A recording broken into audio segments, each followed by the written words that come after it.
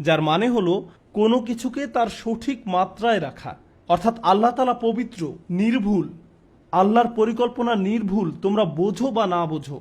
অতীতে আল্লাহ তোমার জীবনকে যেভাবে পরিচালনা করেছেন তা নিখুঁত, তুমি বোঝো বা না বোঝো। এবং ভবিষ্যতেও আল্লাহ তোমার জীবনকে যেভাবে পরিচালিত করবেন, যদি তুমি বোঝো অথবা না বোঝো। আল্লাহর দয়া নির্ভুল, তার ভালোবাসা নির্ভুল, তার পরিকল্পনা নিখুঁত, তার বিজ্ঞতাও নিখুঁত। আল্লাহ তাআলা সম্পর্কে সবকিছুই নিখুঁত। আমাদের ক্ষুদ্র মস্তিষ্ক দিয়ে আমরা সেটা বুঝতে পারি বা না পারি। আর এই নির্ভুলতার সাক্ষ্য দেই আমরা সুবহানাল্লাহ বলার মাধ্যমে। আমরা এই কথা বলার মাধ্যমে আল্লাহর পবিত্রতার ঘোষণা দিয়ে থাকি। আমরা ঘোষণা দেই যে আল্লাহর কোনো সমালোচনা করা যাবে না। আল্লাহ যাই করেন, যেটাই পরিকল্পনা করেন, আল্লাহ যা কিছুই বিশ্বের জন্য প্ল্যান করেন, অথবা ব্যক্তি আমার জন্য আল্লাহ যা কিছুই পরিকল্পনা করেন, সমালোচনা করা যাবে না।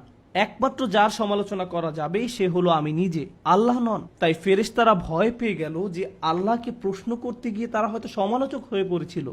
যদিও তারা সমালোচক ছিল না, তারা শুধু ব্যাপারটি বুঝতে পারেনি। তাই তারা ভয় পেয়ে বলে উঠল, সুবহানাক, সুবহানাক।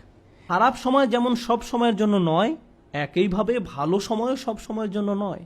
একমাত্র আল্লাহ সুবহানাহু ওয়া তাআলা সব সময়ের জন্য।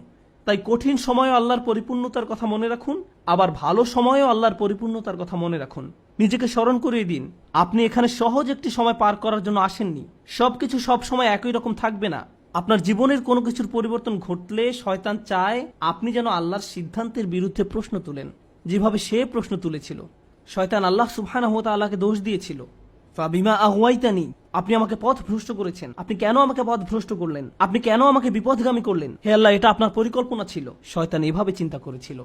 আর সে চায় আপনি আমিও যেন ঠিক একই রোগে আক্রান্ত হই। আর আল্লাহ আযজা ওয়া জাল্লা ফেরেশতাদের শিখিয়েছেন এই রোগের সমাধান হলো সুবহানাল্লাহ। আর তাদের মাধ্যমেই তিনি আমাদের শিখিয়েছেন যেন আমরা সুবহানাল্লাহ ঘোষণা দিয়া মানুষদের অন্তর্ভুক্ত হতে পারি। আমি দোয়া করি আল্লাহ যেন আমাদেরকে তার তাসবিহ করা মানুষদের অন্তর্ভুক্ত করেন। আর তার তাসবিহ করার মাধ্যমে আমরা যেন আমাদের রব, আমাদের মালিক আল্লাহ সুবহানাহু ওয়া তাআলা সম্পর্কে অসমীচীন কোনো চিন্তা না করি, কোনো অনুভূতি বা শব্দ মনে আনা থেকেও দূরে থাকতে পারি।